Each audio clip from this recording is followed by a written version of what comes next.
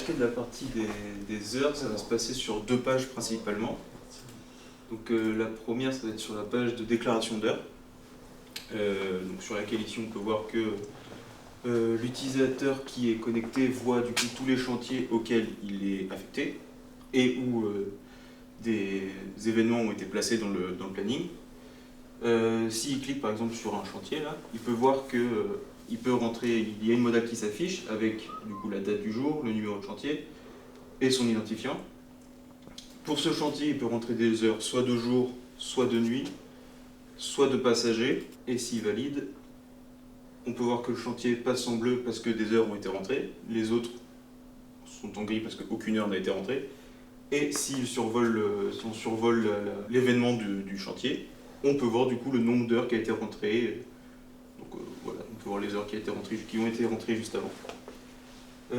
Ensuite, si tu peux juste décaler ta souris, voilà, on peut voir juste au-dessus là le total des heures sur la journée. Donc là on a le total des heures sur la journée pour le chantier, mais si mon collègue clique sur la case du jour directement, il peut en plus ajouter des heures hors production, donc qui sont des heures par exemple ici, ou par exemple je sais pas, pour le nettoyage de l'atelier ou je ne sais quoi. Donc là s'il met en plus voilà, 2 heures et qu'il les valide, hop, il a donc 2 heures plus les heures d'avant et le total s'affiche juste au-dessus. Et également s'il reclique sur une case d'une journée, on peut rentrer des heures des heures d'astreinte, qui sont des heures qui concernent toute la semaine. Et donc si on valide, on peut voir qu'en plus de toutes les heures, il y a les heures d'astreinte.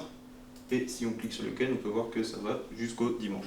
Et donc bien évidemment, toutes ces heures qui sont rentrées peuvent être supprimées ou modifiées, sauf les heures d'astreinte, elles peuvent être juste supprimées parce que ce sont des heures fixes, entre guillemets. Donc s'il les supprime, ça supprime tout, mais on ne peut pas faire que 3 heures d'astreinte, par exemple, non, c'est pour toute la journée. Et donc là, s'il les supprime, voilà. Donc ici, c'est la partie gestion d'heures, mais plus pour l'administrateur, on va dire, ou le comptable. Sur cette page, on peut voir dans ce premier temps tout en haut tous les totaux des heures du mois pour l'utilisateur souhaité, pour l'utilisateur souhaité. Donc on peut voir les heures de jour, de nuit, de passagers et un total. On peut voir aussi juste là, le listing des heures qui ne sont, je crois, pas modifiables sur cette page-là. Voilà.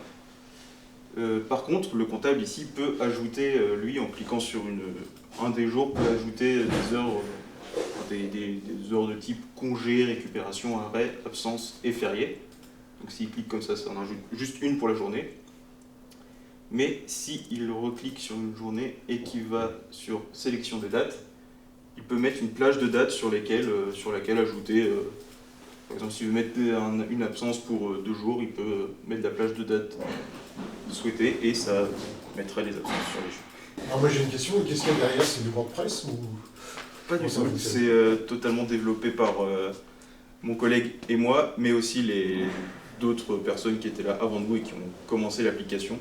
Tout ce qu'on vous a présenté, c'est des fonctionnalités rajoutées par nous sur une application déjà existante.